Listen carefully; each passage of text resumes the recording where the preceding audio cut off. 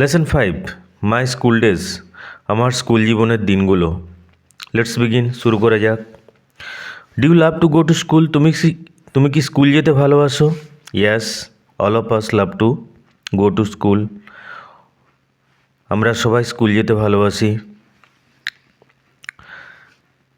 তাহলে তোমার উত্তর হবে yes, I love to go to school.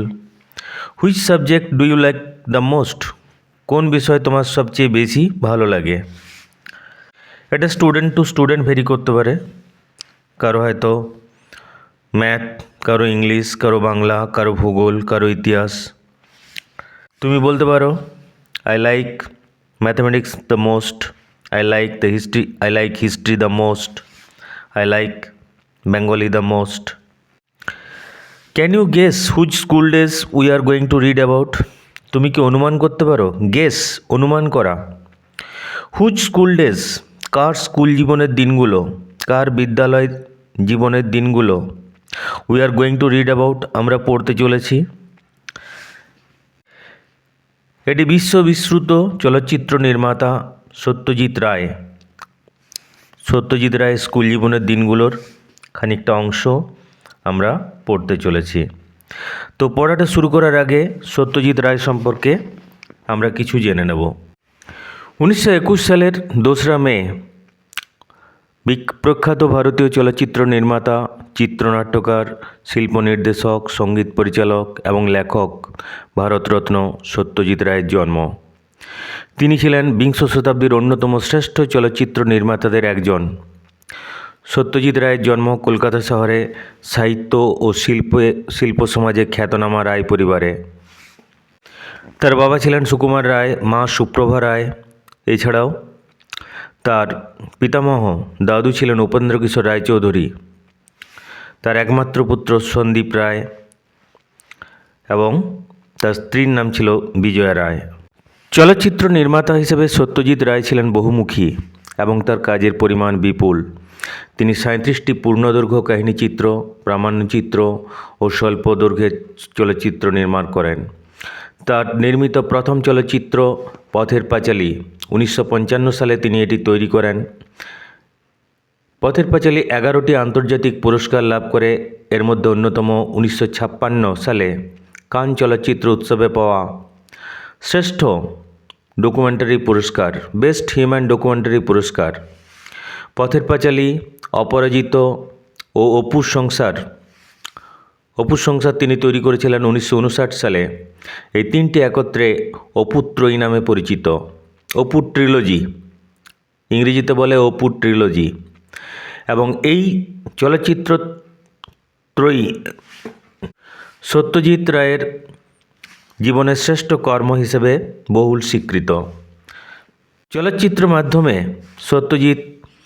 Satyajit Ray চিত্রনাট্য রচনা, চরিত্রায়ন, সঙ্গীত স্বরলিপি রচনা, চিত্রগ্রহণ, শিল্প নির্দেশনা, সম্পাদনা, শিল্পী ও কুশলীদের নামের তালিকা ও প্রচারপত্র নকশা করা সহ নানা কাজ করেছেন। চলচ্চিত্র নির্মাণের বাইরে তিনি ছিলেন একাধারে কল্পকাহিনীর লেখক, প্রকাশক, চিত্রকর, গ্রাফিক নকশাবিদ ও চলচ্চিত্র সমালোচক। অর্থাৎ তিনি ছিলেন বহুমুখী প্রতিভার অধিকারী। বর্ণময় কর্মজীবনে তিনি বহু আন্তর্জাতিক পুরস্কার পেয়েছেন, যার মধ্যে বিখ্যাত হল 1992 সালে পাওয়া একাডেমি সম্মানসূচক পুরস্কার, যা অস্কার নামে পরিচিত। তা তিনি সমগ্র কর্মজীবনের স্বীকৃতি হিসেবে অর্জন করেন।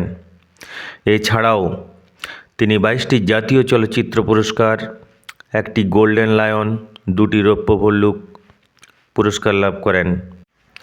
তিনি বেশ কয়েকটি ছোট গল্প এবং উপন্যাস রচনা করেছেন। প্রাথমিকভাবে শিশু কিশোরদের পাঠক হিসেবে বিবেচনা করে।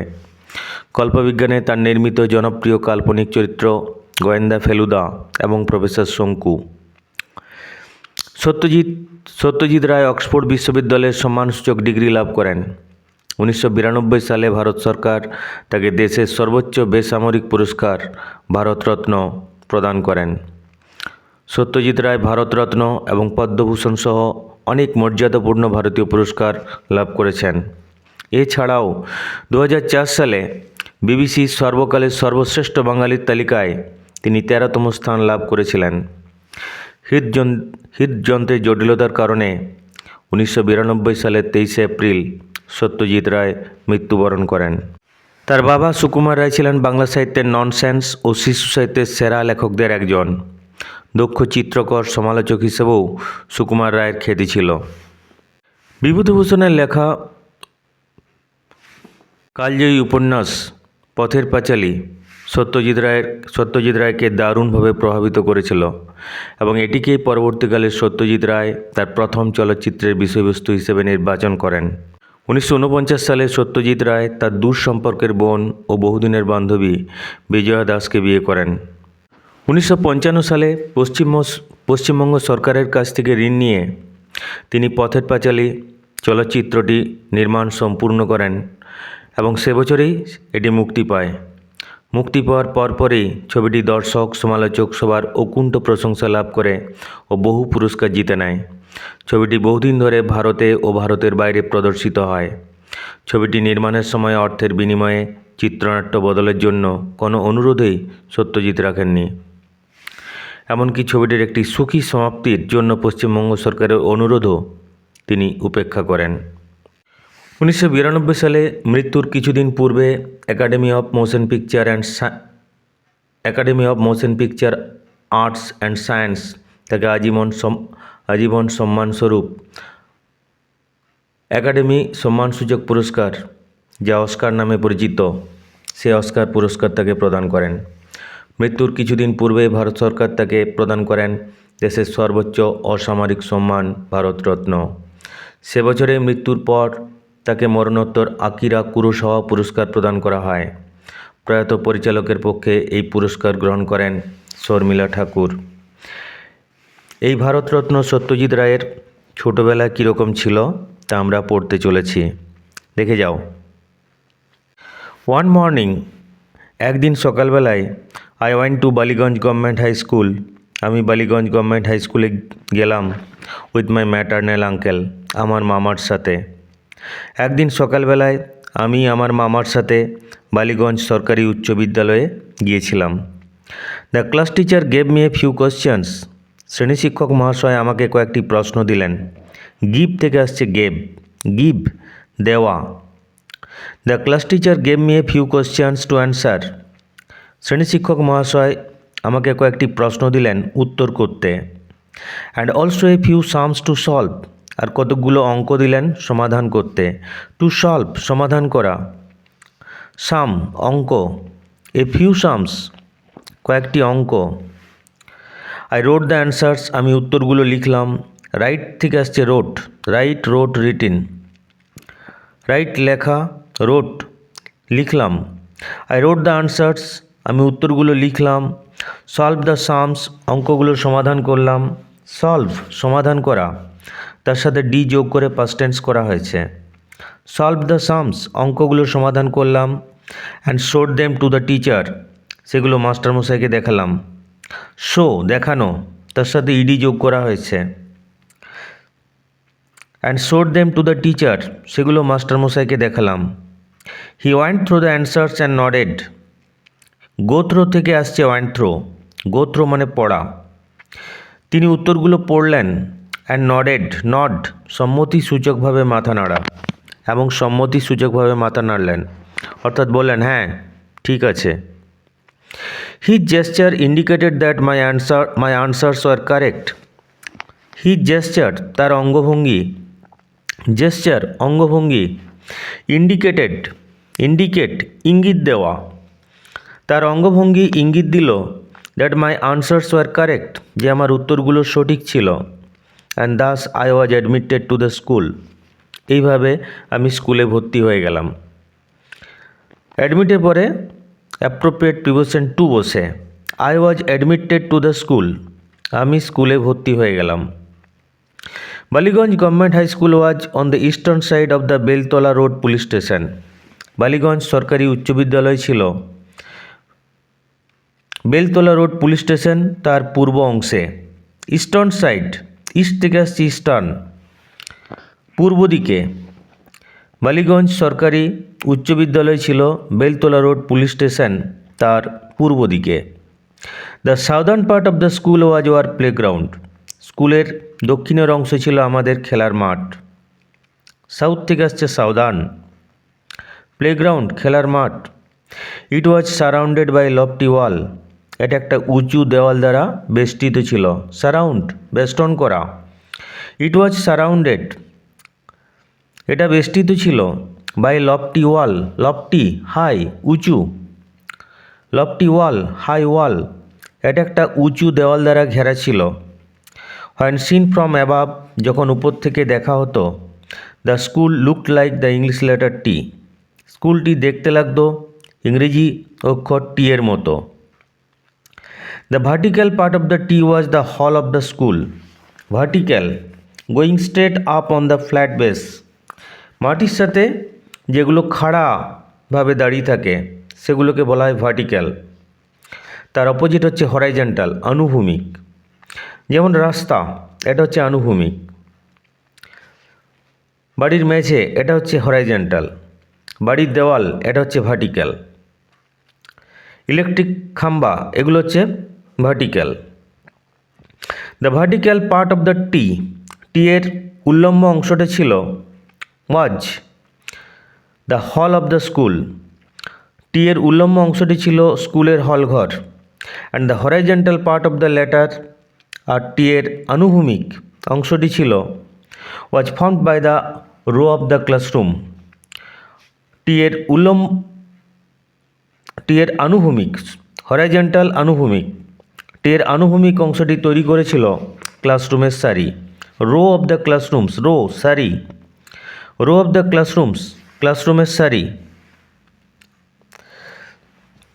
The annual prize distribution ceremony was held in this hall, স্কুলের বার্ষিক পুরস্কার বিতরণী অনুষ্ঠান। অ্যানুয়াল, ইয়ার থেকে আসছে annual. Annual prize distribution ceremony, বার্ষিক পুরস্কার বিতরণী অনুষ্ঠান।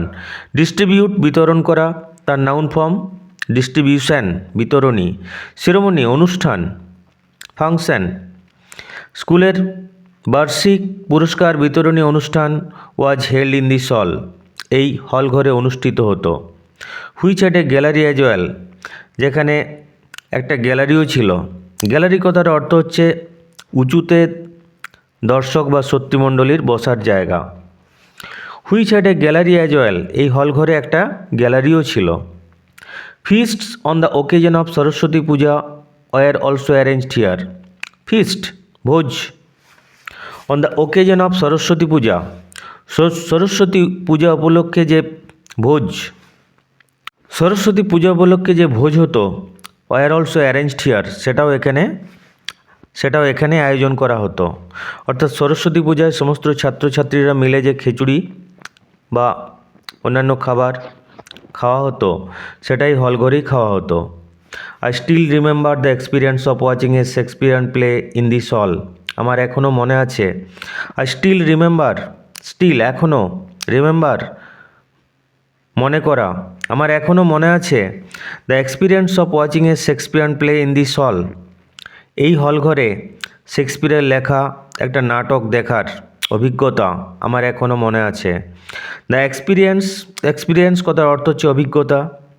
The experience of watching a Shakespearean play, Shakespeare ইংরেজি সাহিত্যের একজন মহান লেখক। এই হলঘরে শেক্সপিয়ারের লেখা একটা নাটক দেখার অভিজ্ঞতা আমার এখনও মনে আছে। দ্য প্লে ওয়াজ, সেই নাটকটা ছিল the merchant of Venice,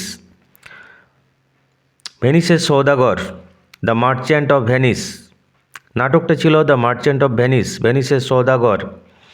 A few scenes from which were performed by a couple of foreign actors called Greenberg and Selim. A few scenes from which, যার কয়েকটা দৃশ্যে, ওয়ার পারফর্মড, অভিনয় করেছিল, by couple of foreign actors, দুজন বিদেশি অভিনেতা যাদের নাম ছিল গ্রিনবার্গ অ্যান্ড সেলিম। অর্থাৎ দুজন বিদেশি অভিনেতা গ্রিনবার্গ এবং Salim the merchant of Venice এর কয়েকটি দৃশ্যে অভিনয় করেছিল। এ কাপল কথার অর্থ হচ্ছে two. A couple of foreign actors, দুজন বিদেশি অভিনেতা। ফরেন, বিদেশ, belonging to a country other than one's own, দেশ বাদ দিয়ে অন্য যে কোনো দেশের। ফরেন, তার অপোজিট হয় native. A Charlie Chaplin movie was also screened here once. এখানে চার্লি চ্যাপলিনের একটি চলচ্চিত্র দেখানো হয়েছিল, স্ক্রিনড দেখানো হয়েছিল। এই চার্লি চ্যাপলিন প্রখ্যাত মার্কিন কৌতুক অভিনেতা, তার একটি ছবি এখানে দেখানো হয়েছিল। জটিল ওয়ার্ড এখানে সেরকম কিছু নেই।